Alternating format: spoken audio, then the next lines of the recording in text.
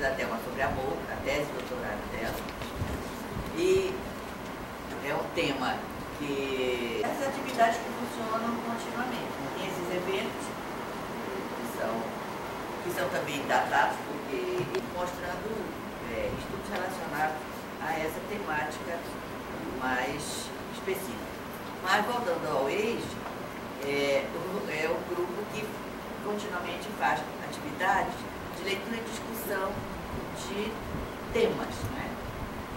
Discussão temática. E a última que nós tivemos agora, a mais recente, contemplou o tema gênero, arte e romance. E para contemplar também o tema da velhice, mas eu acho que não só, nós estudamos nesse ciclo os romances da Biblioteca das Moças, que era muito lida nos anos 50, portanto, aqui por nós duas completamente, e que nessa Biblioteca das Moças destacava-se uma autoria, porque eu li completamente sem saber que eram duas pessoas, era um casal de irmãos franceses, mas que escreviam com o nome, né, se falava em pseudônimo, de N. Delis. Aurélio Cruz. Pena que a gente não te avisou. E aí nós fizemos, assim, discutimos um pouco a estrutura dos romances, né, a proposta daquela época, o que se discutia sobre gênero, essas coisas, eu e Theo numa sessão, e cada participante escolheu um romance para ler. E depois contar a história que constava o romance e dar sua opinião, fazer seus comentários, e assim nós fizemos uma discussão final sobre isso. Então, a culminância será hoje com a história da paixão, né, da Elsa e do Fred, dois velhos que se encontram. É um filme de 2005. Se vocês gostarem, vocês podem assistir a versão remake dele, que é de 2014, que foi lançada em 2015 agora, né? Essa versão é uma produção conjunta Espanha e Argentina, né? Essa aqui, os dois atores, ela é uruguaia, eu acho que é isso, uruguaia, e ele é argentino, né? E o diretor, tu sabe mais, é o Cavernari. É um filme de 2005 que foi lançado em 2006. Aí tem essa versão mais recente, mas a gente vai assistir a versão original, que eu particularmente gosto mais. Eu dei uma olhada na outra, aí vocês depois de gostarem podem assistir a outra até para comparar, né? Que é com Christopher Plummer e com a... Nossa! É maravilhoso, os dois atores. Shirley MacLaine. São os dois. Mas aí o filme segue a versão mais recente segue a mesma linha, a mesma história basicamente, só que o personagem masculino foi construído de uma outra forma. Vocês vão ver que esse personagem é um personagem mais melancólico, mais solitário, e o outro é um rabugento. Foi construído um personagem rabugento, porque isso foi super rabugento, né? Mas aí é como a gente vem comparar para ver como é que esses romances interessantes, né? Bem legal. Então acho que vai. Para quem viu A Noviça Rebelde, o ator que ela está falando é o capitão da Noviça Rebelde. Christopher Plummer. É aquele ator lindão, pai daquela penca de filho que a Noviça vai tomar. E quem não viu, trate de ver. A Noviça Você casar com ele, chance. Vamos Só ao que filme, eu quero então. chamar a atenção seguinte, o americano não é danado, né? Ele vai buscar os temas e desmonta quase tudo. Esse rabugento não tem nada a ver com esse doce A daqui. crítica, inclusive, foi exatamente nesse sentido. Já que estamos falando de versões, não sei se vocês, É só vocês se todos já viram, mas é um filme que se chama Estão Todos Bem. Tem a primeira versão, que é com Marcelo Mastroianni, que é o pai que vai atrás dos filhos. E o outro é com... mais recente, como é? Roberto De Niro. Então, todas as duas são lindas, mas o do Marcello é um japonês. japonês, eu não conheço. Qual é? Vai atrás dos Vamos ver? filhos? Vamos assistir? Vamos, cadê o povo? Eles seguem vigilamente, quando acaba o tempo, eles põem pra fora. Leila, tá bem pra cá. Então, como a gente tem pouco tempo, a ideia é assim, a gente comentar o filme.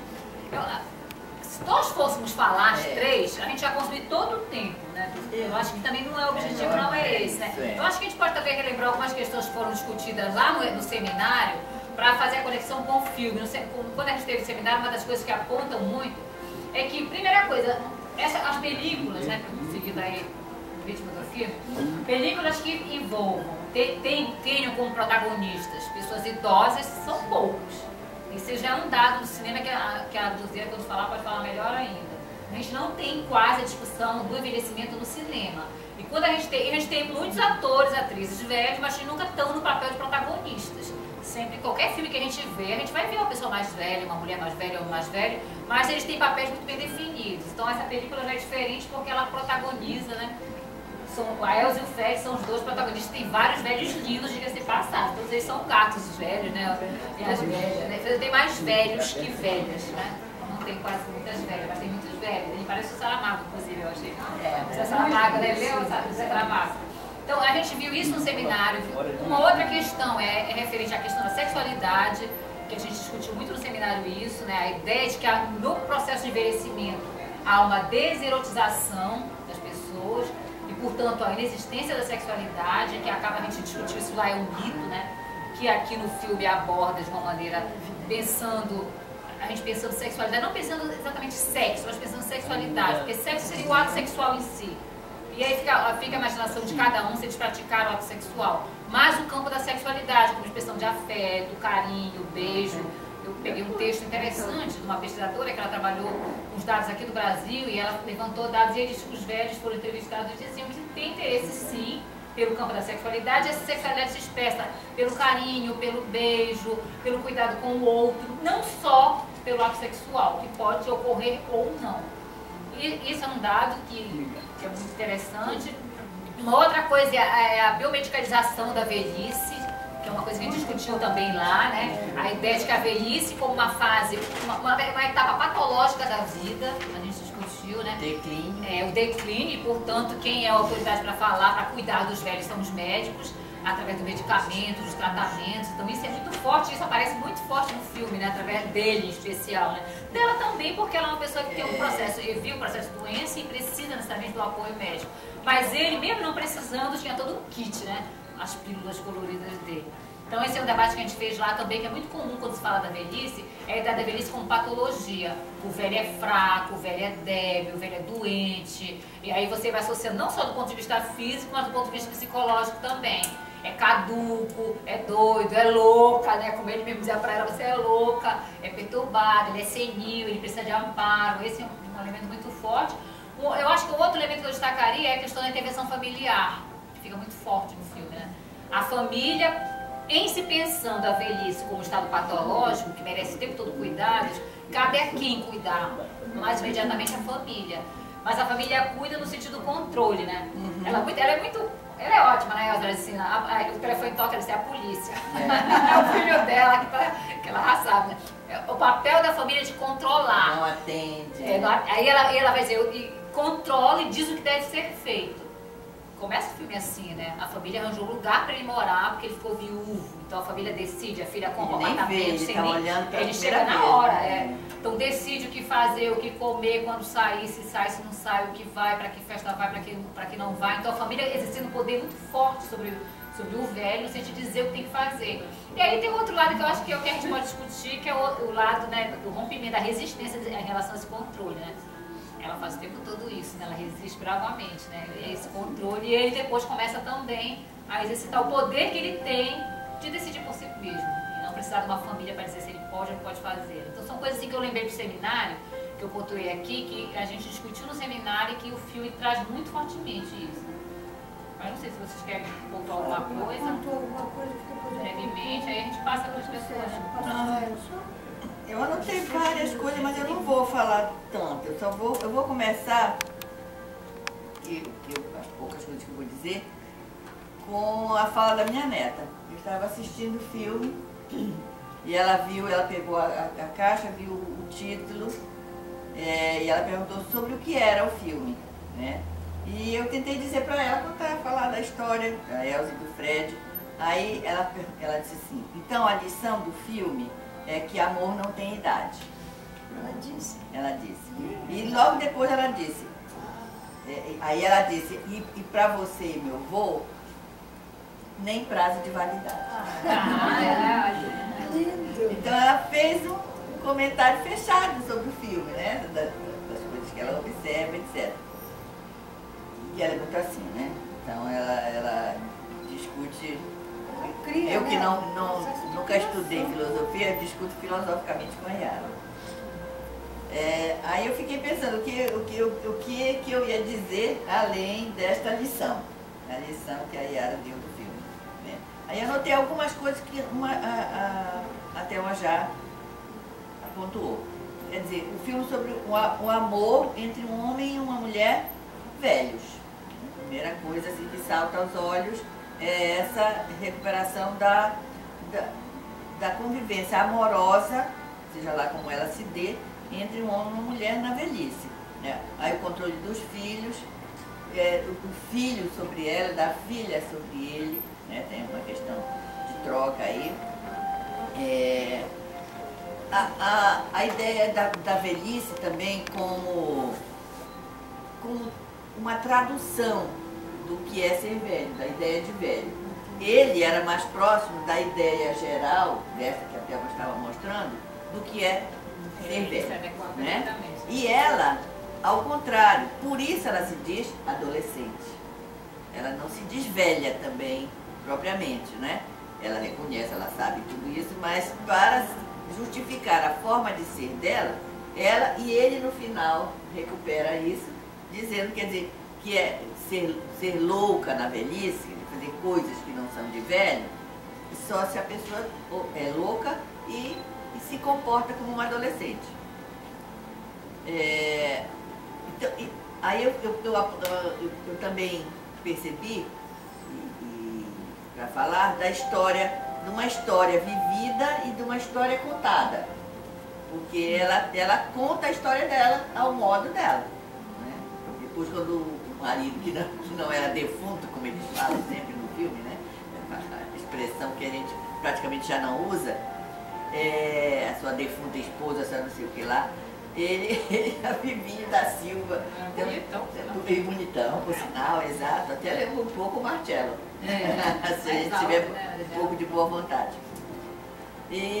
Então, quer dizer, neste sentido, há uma espécie, entre aspas, no relato dela, sobre ela mesma, na história dela, ela inverte o gênero para poder ser. Ela conta que a história é do marido e não dela. Só que a gente não sabe se é. Só que a gente não... Não, isso é que eu ia dizer. A gente não sabe se é, o que é, né? Verdadeiramente o filme não deixa claro, e não é para deixar mesmo, qual é a versão. Mas se for como ele diz, ela está fazendo isso. Ela, no seu papel, a tradução dela é como se fosse, se ela não pudesse fazer aquilo verdadeiramente. Ela faz porque ele fez, e não porque ela faz primeiro, né? Na versão da mulher, é isso que eu queria colocar, a versão, o relato feminino do filme. O que mais? Uma indiferenciação com relação à idade, eu já falei. A outra coisa, sim, a beleza da mulher velha, eu queria terminar falando disso, né? Ela não muda a sua idade para ser bonita. Ela é toda enrugada, ela é gorda, ela é curvada, ela tem a perna ruim igual a minha,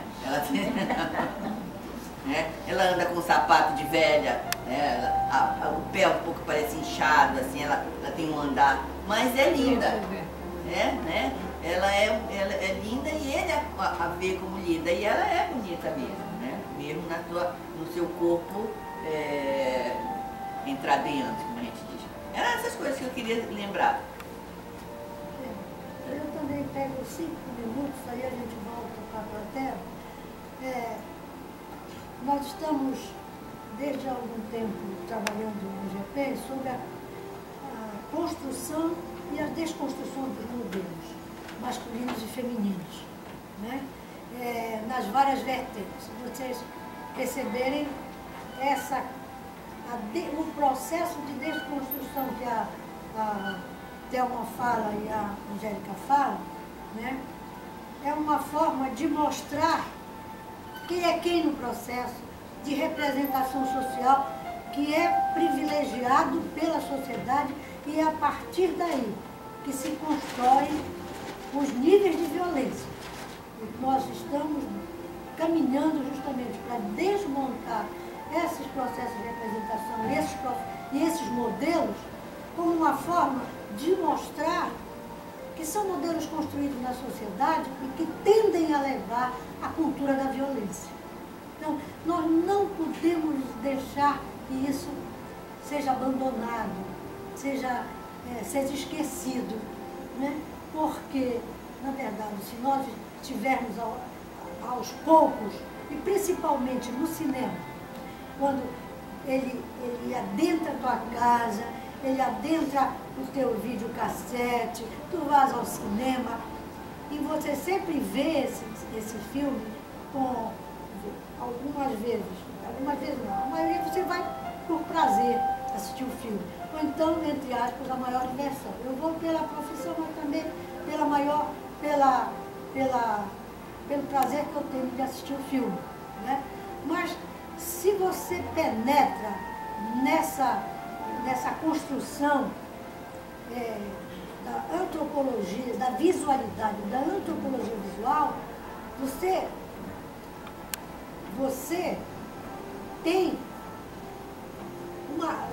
deve ter uma preocupação de que aquilo não é inocente que coloca. Isso é visto, inclusive, pelo Michel Louvi, quando ele trabalha sobre a realidade das ciências, ele mostra o que tem por trás das ciências, ele mostra o que tem por trás da ciência. E eu vejo o que tem por trás dos bastidores dos filmes, de como se constroem essas histórias, né? E os grandes emblemas da condução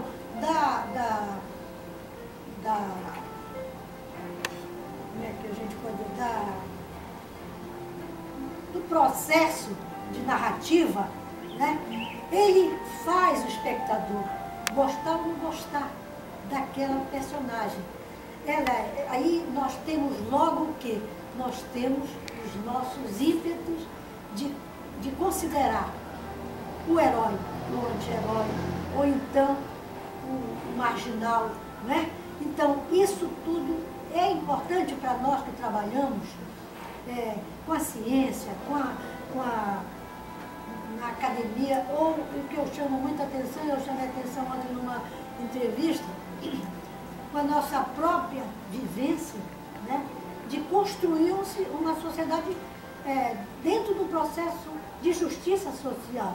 Porque se nós não tivermos desmontado isso, desde o próprio cinema, né, e a partir dessa perspectiva visual, nós vemos aí, mas a visualidade, quem estuda lá, a visualidade sabe que não é só isso, né? Os próprios relatórios de pesquisa nos constroem isso aí. E se nós tivermos com aqueles modelos bonitinhos de empoderamento, como eu vi semana passada, uma dissertação, você não percebe outras coisas que estão lá, estão imbricadas, que não é empoderamento, e sim o quê? Outras construções da política que estão por trás dos bastidores. Então, o que eu quero chamar a atenção para esse filme é esse processo de quebra dos modelos. Por quê? Então, tem um detalhe. Nós falamos do amor, né, na velhice. Mas acontece que tem um modelo que está presente aí e que muitas vezes a gente não quer falar, sabe? Que é justamente a condição do viúvo e da viúva, sabe? Isso é muito sério porque está construído na nossa cabeça que o viúvo tem que estar de uma forma ad eterno para a eterna namorada, a mulher que morreu, a mulher dele que morreu, né? E ela, idem. Então, esse outro modelo é importante de quebrar no sentido de que não tem prazer, como a própria Thelma fala, o processo de sexualidade, ele não está no sexo em si, não, mas no sentido da felicidade, do sentido do processo de tu sentires vivo, é o que ele diz em determinado momento, né? Aquela morte, e ela está quase à morte, e ele realmente, ele já morreu até, você não vive, você vem para a morte, né? Então, esse processo também de vida, de vivência, isso nós consideramos que vamos ter um amor ad eterno.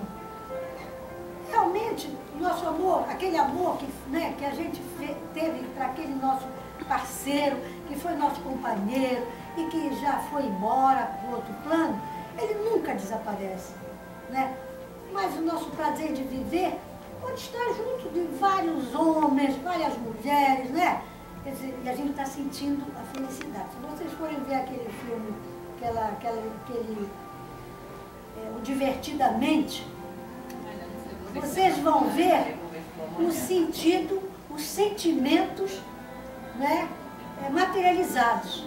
E se vocês vão ver, a felicidade está querendo que a Riley, a menina, desde criança, seja feliz o tempo todo. E ela exclui, ou por alguma razão ela exclui, não estou contando, não tem spoiler aqui não, mas de alguma razão ela vai excluir a tristeza. Mas tem a raiva, tem mais dois, tem a falta de coragem, a covardia, são 5, mais ou menos. E o nojinho, né?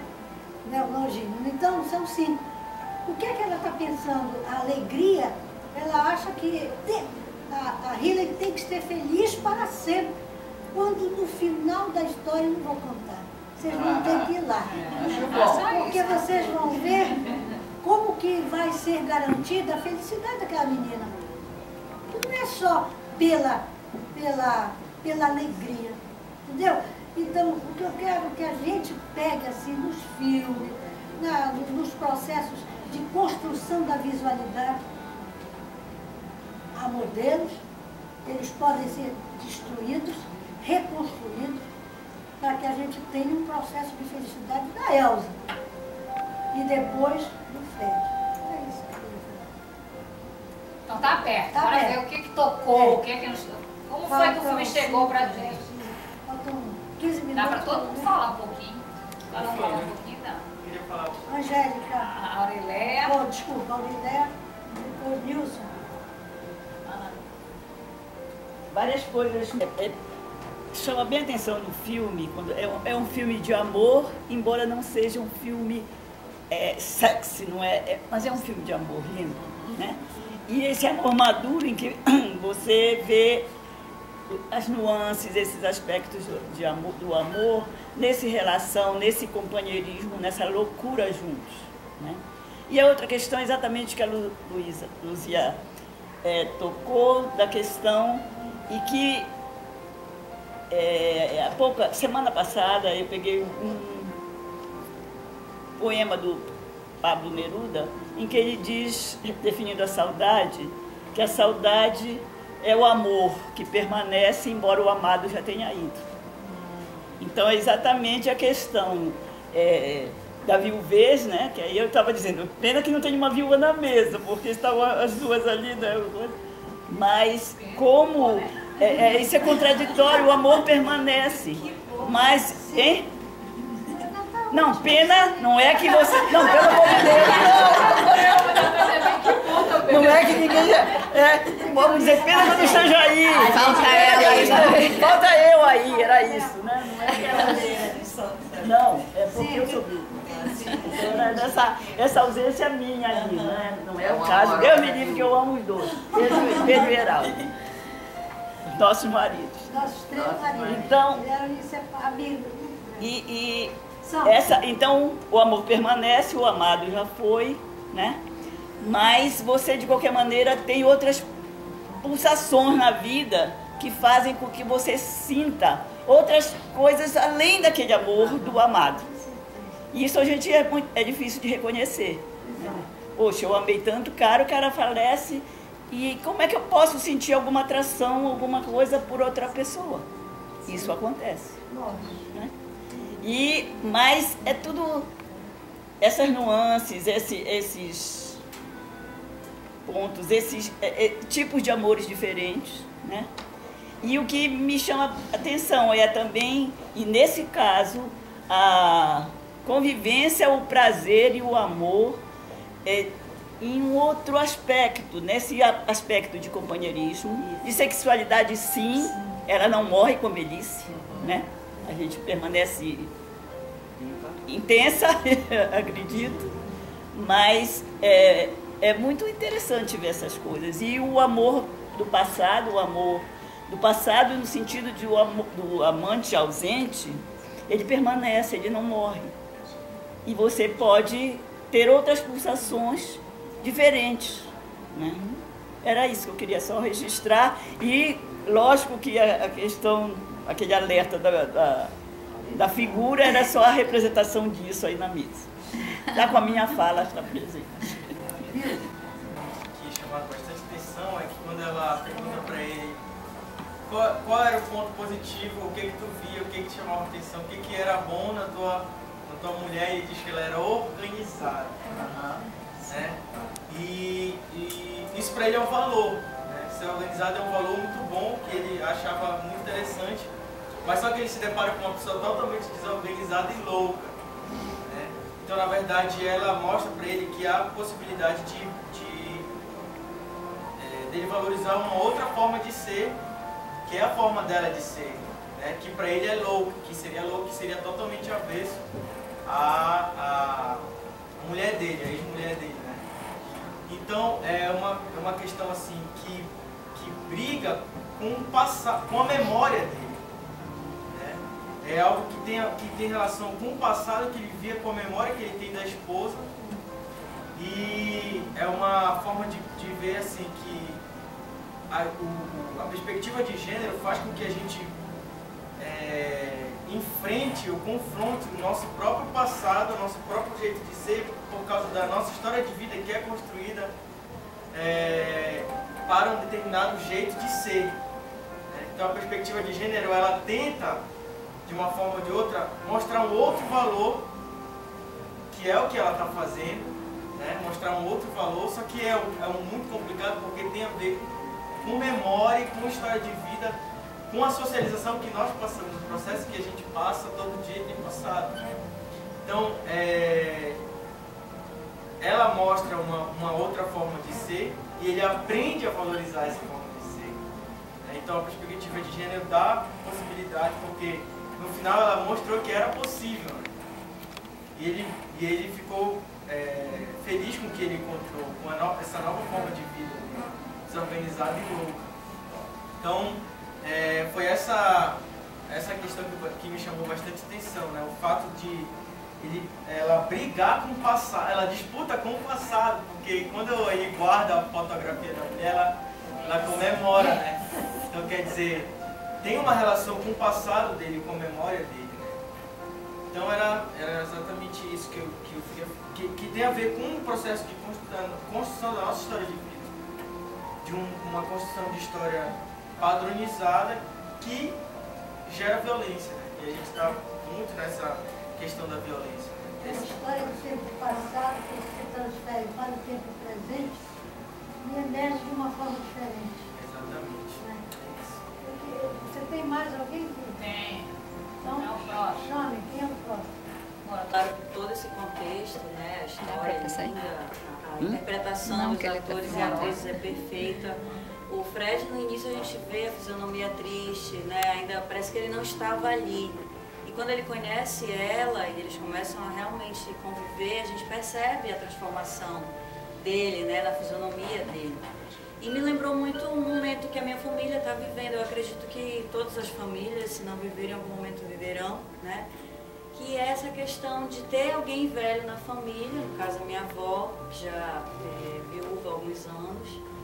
E aí os filhos, que são 8, 9 filhos, decidiram comprar um apartamento e colocá-la para viver com a minha tia, acabou não dando certo. É assim, aquela coisa de querer tomar conta e determinar o que deve e o que não deve, que eu percebi que os dois, né, a gente percebe que as famílias interferem, os filhos querem determinar.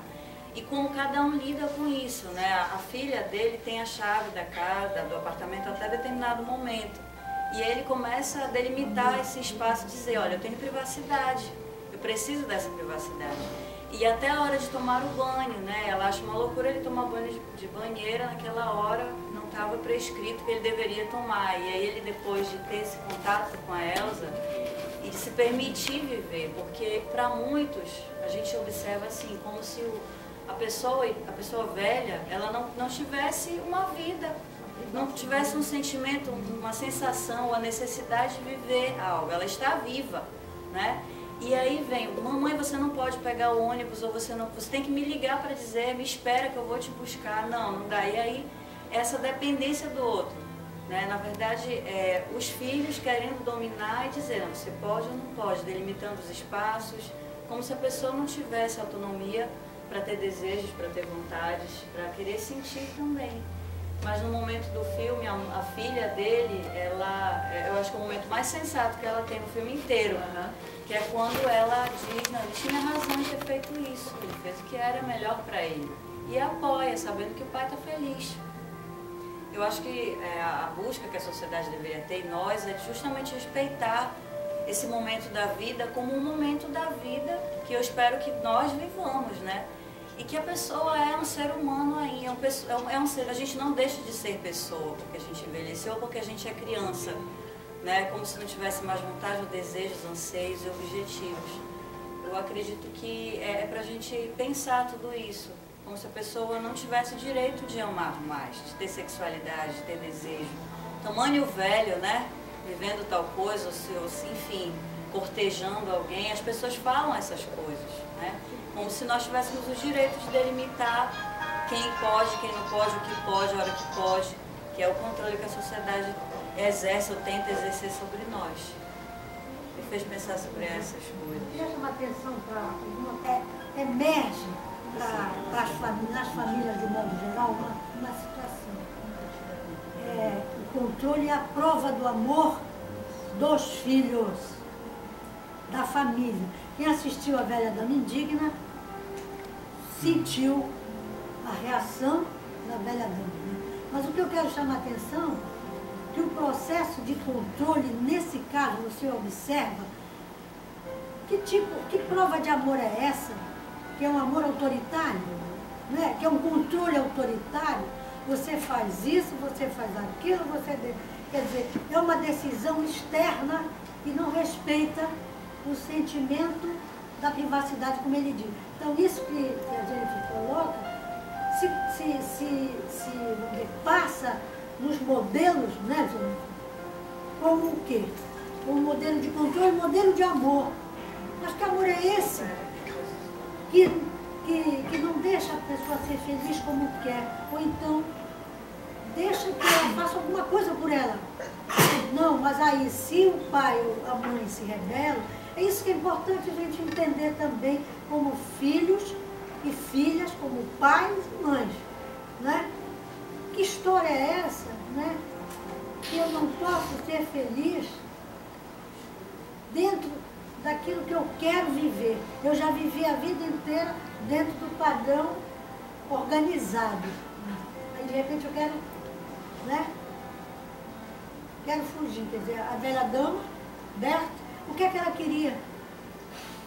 Queria sair, né, com os dois, com a cabeleireira e o menino, né, com o amigo dela, o sapateiro. Viver. 80 anos e queria viver, né?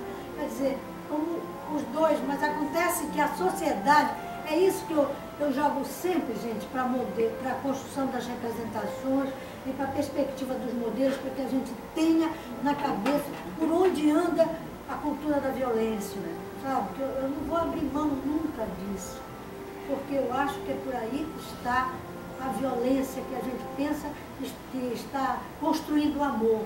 Não está, né? Não está. Porque se você se rebela com o filho ou a filha que está lhe dando todo o amor, vamos dizer, que é aquele controle, você vai ser mal visto pela sociedade. O próprio filho vai dizer, poxa, eu amo tanto a minha mãe, e eu fiz isso assim, o meu pai, eu fiz isso assim. Tem essa nuance de um filme, tem, né? É o controle autoritário, é o processo, é o sentimento do amor equivocado, que eu chamo, né? Você é um desrespeito, e que esse desrespeito é não violência. Eu queria chamar a atenção para que a gente que a gente vê sempre aquela história também do Dia das Mães, que tem alguém que eu já ouvi, puxa, eu tenho que ir na casa da mamãe, que hoje é o Dia das Mães, porque não sei o quê. Nós vivemos uma vida diferente de alguns que eu já ouvi falar. Puxa, eu tenho que ir, puxa, eu tenho que ir comprar. Não precisa, né? Tem uma palavrazinha desse tamanho para dizer se quer representar o dia da mãe, né? O dia do pai. É nesse sentido que é importante a gente perceber, né? Por que é importante o processo da antropologia visual, né? Por que é importante? É porque, na verdade, ele carrega fortes, vamos dizer, estruturas teóricas, inclusive, para que a gente entenda esse tipo de filme e as nuances deles em relação a esses sentimentos que não emergem na cabeça da gente. Puxa vida, ela está... Quantos? Eu não sei aqui, mas eu pensei assim, puxa vida, a filha está fazendo tanta coisa para ele de bem, né? E ele ainda está com essa rompância, né? Quer dizer, a mesma coisa, sabe, não é? De repente, é um ímpeto, porque a gente foi construído, eu fui construído por um pai que era assim, que, né? Quer dizer, era determinante para ele aquilo, era assim, assim, assado, entendeu? Então, essas nossas histórias que o próprio Wilson comentou, diz respeito a isso, nossa visão de uma situação. Já tem um tempinho. Só queria chamar a atenção para o seguinte, ai, que falar, não, estou falando. É rápido, porque quando ela chega à conclusão de que essa foi a única cena sensata que a filha teve em relação ao pai, né? Eu acho que ele tinha realmente que fazer, que ele sentia vontade de fazer, e aí ela se percebe que, em relação ao marido, ela sempre fez as vontades do marido. Entendi. Sempre fez tudo que o marido queria fazer em relação à vida econômica e etc. Né? Quer dizer, eu estou tentando controlar a vida do meu pai, eu percebo que eu não devo controlar a vida dele, e eu estou percebendo que ele está controlando a minha vida. Então, eu abri mão das minhas escolhas por causa de ti. E aí a gente percebe no semblante dele também que talvez alguma coisa também mude em relação à visão dele sobre tudo isso. Ele para, pensa, reflete. Mas esse momento é uma situação assim que ela emerge para dois lados, da vida do pai e a própria vida dela. Eu acho que só para complementar que todo mundo disse, a capacidade de maturidade da Elza, de autonomia, ela vive um momento da vida. Ela não projeta nada assim. É o momento, ela quer viver aquele momento, e isso que eu achei lindo. Que é muito difícil a gente ter essa autonomia emocional. A gente sempre esbarra com o que o outro pensa, sabe, os conflitos internos e externos. Né? E ela cria estratégias, não é isso? Múltiplas estratégias para fugir daquele esquema, né? E aí tem um dado, ela tem clareza da finitude. Né? E como toda a pessoa que é mais velha tem. Ela chega a dizer para o Alfredo, tom acusatório, você não tem medo de morrer, você tem medo de viver. É legal, achei essa frase dela perfeita, porque a ideia da velhice é o medo de morrer, associada ao medo de morrer. Aí toma remédio, faz esse tratamento, e aí todo mundo tem um controle sobre você. Mas ela tem clareza de que o tempo dela é curto, e não dá para fazer planos, né? Não dá para viver, projetar muito, tem que ver o agora. E ele não tem essa ideia, ele se adequou perfeitamente ao modelo do que se espera do velho, né? O velho tem que ficar quietinho, tem que tomar seu remédio, ter sob controle dos filhos. Ele tá completamente adaptado. Ela nunca se adaptou, ela sempre foi uma pessoa transgressora, né? Gosta da vida inteira dela fazendo um monte de loucuras, né? As loucuras todas que ela fez, até transar com o stripper. E aí ela fez um monte de loucura, então ela nunca se adaptou a Uma Londres que era corrente. Uma Londres que nem era, né? Não, eu queria dizer duas coisinhas. Uma, em relação ao que a Lucia estava falando, a questão dos filhos em relação aos pais, esse controle. E eu fiquei pensando, os filhos sempre dizem com quem nós aprendemos. Eu queria lembrar o nosso controle em relação aos nossos filhos. Que é uma cadeia contra a qual a gente fala numa mesa, uma antropóloga, mas não sei, deve ter feito isso a minha vida inteira, né? E o troco vem. E para falar de modelo, como diz, estava lembrando a Luzia, esse é um modelo do que a gente chama de sociedades tradicionais, não o do controle, mas o do cuidado. Eu queria falar de controle e cuidado, sim, que é um fio de navalha, né? O cuidado que está sempre pensado em relação à afeição, à afetividade, ao amor, à afetividade positiva, a esse amor filial, o fio de navalha que eu digo é que o cuidado vira controle, e um controle autoritário, como falava a Luzia, e uma afetividade negativa, porque é um conflito, né? Então é cuidado, controle e conflito. Acho que tem uma coisa assim que é um fio de navalha, que a gente pode pensar assim. Ai, esqueci outra coisa. Paridade. Duas velhices hoje. Do joelho e... Olha, ela já está... Mas isso não tem nada a ver. Não, tem. O que eu queria falar... Não, mas o que eu queria falar era justamente disso. Quem tem mais idade tem necessariamente a visão e a certeza física. Física, eu quero dizer, o tempo físico, eu não falo para você o tempo físico da tese? Tem que ter tempo para encadernar, para convidar a gente, para dizer, não é só pensar bonitinho e diz que vou escrever. Não, tem coisas que são fatais nesse sentido. E tem coisas que são fatais na nossa idade. Nós sabemos, se eu for ficar fazendo as contas, eu sei quanto me resta. Eu sou louca, né? Mas gosto de ser também. Não tanto quanto a Elza, mas... É parecida com a... Sou parecida. Mas o que eu queria dizer também com relação a Luzia, é um modelo ao contrário, ela sempre gosta de falar disso, né? Que ela, a vida inteira, quer dizer, depois do internato, muito depois, se quiser dizer assim, não é?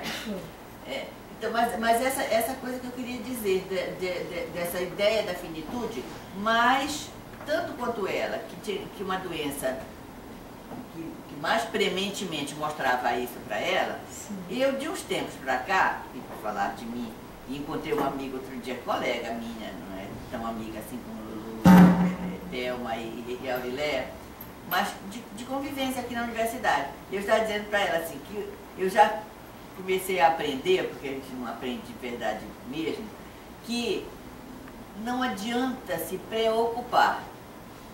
Por isso que a gente não é preocupar, é isso que a gente faz o tempo todo. E como eu gosto muito de cinema, eu digo em toda parte, porque assim caminha a humanidade. O que significa? Você não controla nada verdadeiramente, nada nem ninguém, né? Mas você se ocupa.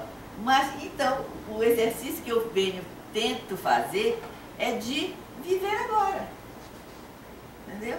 Eu acho que todo mundo precisava fazer isso, de você não saber o que vai ser amanhã, e isso é maravilhoso, eu posso dizer para vocês. Então, o exemplo do filme, por causa de uma doença, mas a gente não faz isso. Eu queria chamar a atenção do cuidado dela com o filho mal sucedido. A loucura dela do cheque, para que era? A mentira dela, para proporcionar a exibição, a exposição daqueles horrorosos trabalhos para meu gosto, do filho dela. Não? O último era bom. As férias na praia, como é que foi? A fazenda.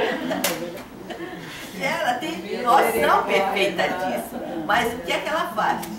Começa a bater palma e todos têm que acompanhar. Quer dizer, são essas nuances assim, de amor que tem no filme, que assim, são várias faces de amor do amor do filme. Que assim, se eu vou ver mais uma vez, vou pegar o filme na foto do Rabugento, porque eu já vi não sei quantas vezes esse, né? Assisti com a minha neta, que tem 9 anos e que me deu a lição do filme, mas porque a gente vai descobrindo. Assim como eu já vi 15 vezes O Vento Levou, e cada vez que eu vejo, eu não vi alguma coisa e eu traduzo diferente, porque você já leu alguma coisa, você já viveu, você já observou e você vê diferentemente. Então, eram essas lembranças que eu queria ter assim em relação à nossa própria vida, que o filme nos mostra, né?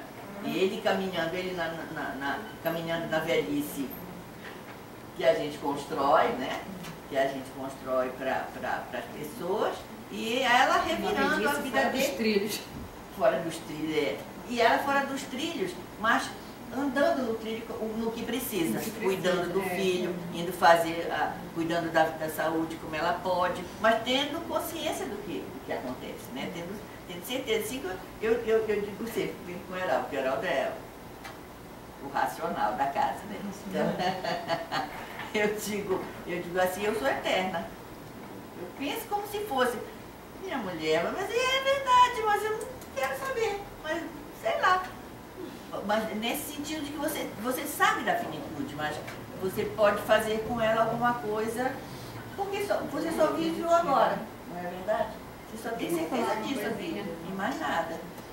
Bom, na minha opinião, o filme que eu vi, no meu caso, o que eu observei foi o seguinte, que ninguém falou ainda, sobre a alimentação daquele sonho, quer dizer, era um sonho antigo, o quadro estava ali, então ela vivia ali a vida dela, mas ela se projetou também naquele sonho. E você vê que no final tudo se encaixa e dá tudo certo. Então que a gente não desista, que a gente leve a vida para frente, que as coisas vão acontecendo. Vocês que são mais novos. É verdade. Tá? Porque às vezes a gente... Isso que ela falou. Cada vez que você vê, você encontra um detalhe, uma situação, você aprende com aquilo. Parece novo. Você não prestou atenção naquele primeiro momento, mas porque é muita informação. Ele te remete a várias situações de amor, de filho, para pai, dessas coisas, assim, de família em si mesmo. Mas cada um viu uma coisa, analisando de uma forma geral. Como ninguém tocou, eu estava esperando que alguém falasse. Eu pensei muito, até anotei, mas eu acho que eu já não tenho. Isso, aí eu resolvi só tocar um pouquinho, mas é isso. O sonho. Isso, porque ela viveu intensamente, mas o sonho estava ali.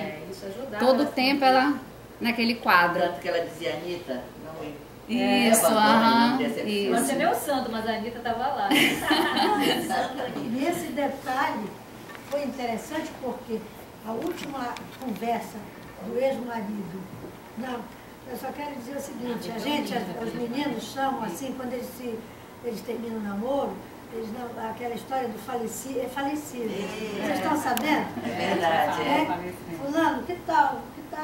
Professora, já é falecido. Aí eu pergunto, que tal? Das minhas bolsistas, então, aquele pedaço, aquele final, assim, a última palavra, o marido, né, o ex-marido diz para ele, ela é louca, ela é isso, ela é aquilo, e ele vai, né, pontuando algumas coisas. Aí ele diz assim, e o sonho dela em relação... Não, como é que ela era em relação... a aparência dela. A aparência em relação à Anitta, né? Loura. Aí ele diz assim, não deixe, mas então não a deixe. Não, aquele pedaço, eu me arrepiei.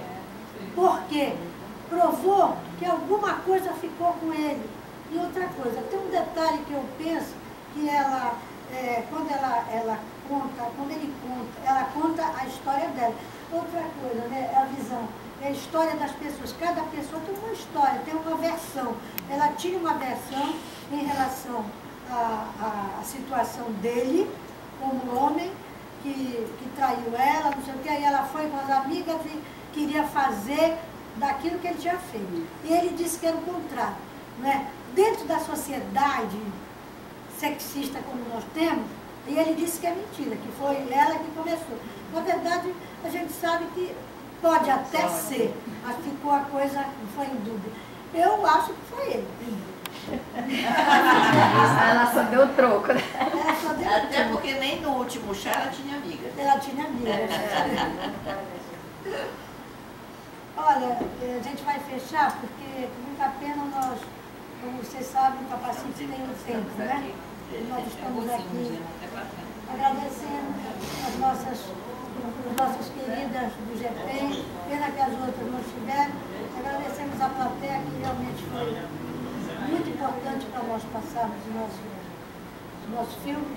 Dizer que o GP, ele tem essa atividade de extensão, que é o cinegênero, e é justamente adequando, né, o cinema às discussões as discussões de representação social que emergem. Nós estamos com uma atividade para construir o nosso plano do próximo semestre. Então, nós vamos... Fiquem atentos para os Fiquem avisos. atentos os avisos que a Venha gente de vai. novo. E sempre não existe um filme que nós não façamos esse debate, tá certo? Agradecemos. Quero pedir desculpa pela perna da minha querida irmã. Muito obrigada a nós todos, né? E boas Agora no GP, mas amanhã nós temos... Amanhã a gente tem Amanhã outro a gente tem evento. outro evento. Não é do GEPEN, é um evento vinculado ao Juerê, que é um grupo de estudos e pesquisas com e sobre né, crianças, infância e juventude. A gente vai fechar também. A gente tem um evento que é mensal, Diálogos Antropológicos. Então amanhã a gente está fazendo, apesar de já ser julho, a gente está fazendo o evento de junho. E a gente vai fechar com um evento que vai ser o Diálogo Antropológico é um evento que tem uma pessoa, um palestrante, que vem falar da sua experiência desse campo, ou com infância ou com juventude. Amanhã a experiência com infância, crianças especiais na Ilha do Marajó. Então foi a tese de doutorado do Alexandre Azevedo e ele vai conversar com a gente uma manhã toda. Ele tem um apresentador que conversa longamente sobre o seu trabalho, ele geralmente fala durante uma hora até mais, né, 1 hora e pouco. E depois abre para o grupo, a gente comenta, troca ideias. E a gente fecha amanhã o ciclo do GP também do primeiro semestre. A gente vai encerrar as nossas atividades. Vai ser aí no Laboratório de Antropologia, lá em cima, na sala de estudos, né? Às 9 horas da manhã, de 9 até meio-dia a gente tem. Onde fica? Sim, o Laboratório de Antropologia é atrás do Instituto. Está no Instituto de Filosofia. É, daqui atrás, depois do setorial básico, né? Aqui é depois do tutorial. Olha, os Juerê já pensam assim. Posso garantir a todos que é um trabalho maravilhoso. Fui a orientadora dele. Acompanhei de perto, não é por isso. Mas eu acompanhei de perto. Ele vem da área, ele tem um psicólogo, psicanalista que atende crianças e fez um doutorado na antropologia. Estudou em 2 locais da Ilha do Marajó, perto de Soure, onde havia muitas crianças com síndromes, surdas e outras